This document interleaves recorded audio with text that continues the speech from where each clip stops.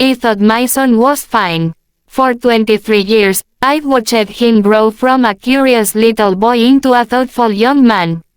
I had his mother's gentle eyes and my stubborn determination.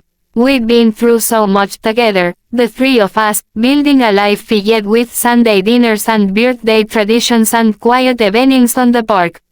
But that afternoon in late September, when he opened his bedroom door without knocking, he realized how little he truly understood about the person he'd become. My name is Robert, and this is the story of how my son taught me what love really means. It was a Saturday. I remember because Helen had asked me to help carry some boxes down from Mitchell's room. He'd moved out 2 years prior, gotten himself a decent apartment across town, but still kept some things at our place. Old textbooks, his high school yearbooks, things he wasn't quite ready to let go of but didn't have space for in his new life. Helen was at her sister's house that day. Michael had said he'd stop by around noon to sort through everything. I figured I'd get a head start, see what we were dealing with before I arrived. I climbed those familiar stairs, the third one still creaking the way it had for 15 years. We'd always meant to fix it. Never did. Some things in life are like that. You get used to them, and they become part of home. His door was closed. I turned the knob and pushed it open. Michael was sitting on the edge of his old bed. I wasn't alone. There was a young man beside him. They were holding hands, their fingers intertwined in that unconscious way people do when touch has become natural, necessary. They both looked up at me, and the expression on my son's face was something I'd never seen before. It wasn't fear exactly. It was deeper than that. It was the look of someone who'd been carrying a weight for so long that they'd forgotten what it felt like to stand up straight. Time does funny things in moments like this. Everything seemed to slow down. I could hear the old clock ticking in the hallway. Could see the dust particles floating in the afternoon sunlight streaming through his window. Could feel my own heartbeat pounding in my ears. The young man started to stand up, but Michael held his hand tighter. "Dad," Michael said quietly. Just that one word, my name in his voice. He stood there in the doorway. All the air seemed to have left the room. I thought about all those years. All those little moments I'd missed or misunderstood. The girlfriend I'd brought home once in college who I'd never seen again. The way it changed the subject whenever Helen asked about his dating life. The careful distance it maintained even as it stayed close. My son was waiting for me to say something. To do something. This young man beside him, with kind eyes and an uncertain smile, was waiting too. I thought about my own father then. He'd been a hard man, born in a harder time. It taught me that men don't cry, that strength means silence, that love is something you show through work and provision rather than words. I'd been gone 15 years now, and I'd spent so many of those years wishing I'd heard him say he was proud of me just once. I thought about all the moments I'd had with Michael. Teaching him to ride a bike on the old driveway, his laughter ringing out when he finally got his balance. Sitting beside his bed when he was 7 and had the flu, reading him stories until he fell asleep.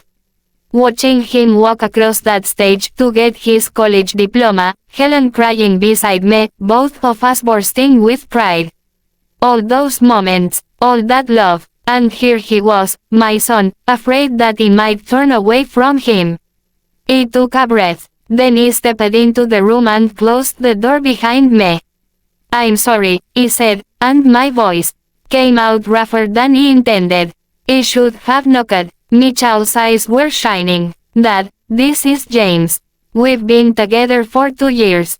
2 years. 2 years of eating, of careful words, of wondering whether his own father would accept him." He looked at James, really looked at him. He had a good handshake when he finally stood up and offered his hand. Firm but not aggressive. Respectful. His shirt was neatly pressed. He met my eyes directly. "It's good to meet you, sir," James said. "Robert, I told him.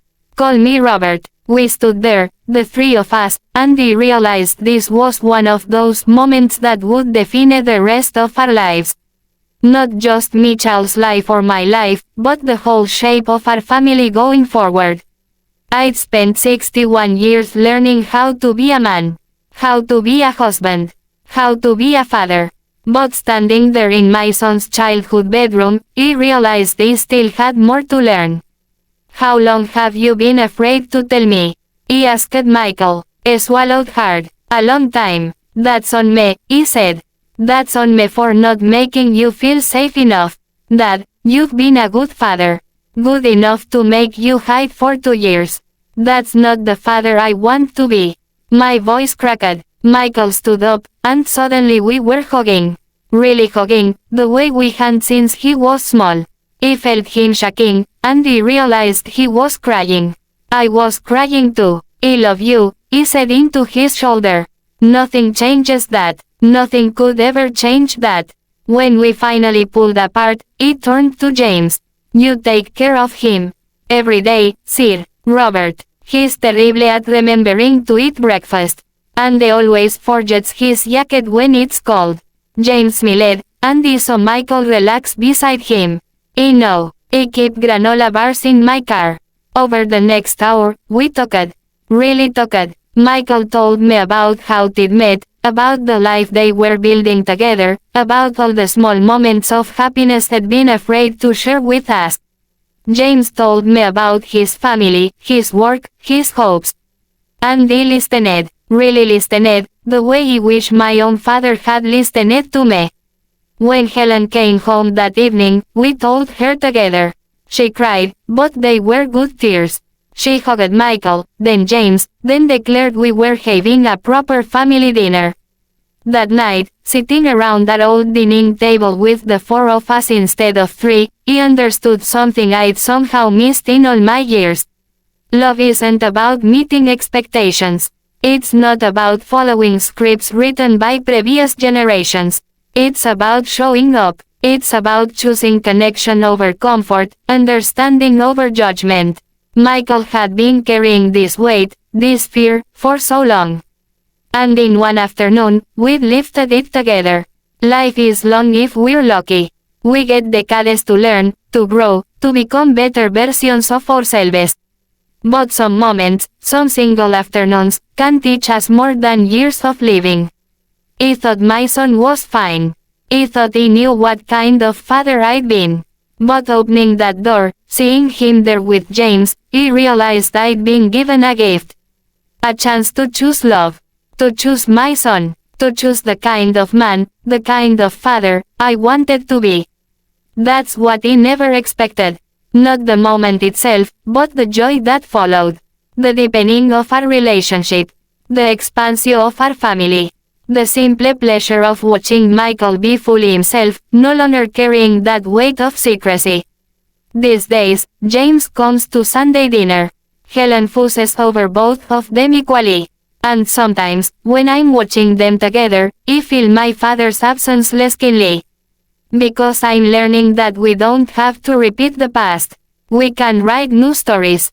Better stories. Stories about kindness, about acceptance, about love that grows instead of shrinks. That's the moment I never expected, and I'm grateful for it every single day.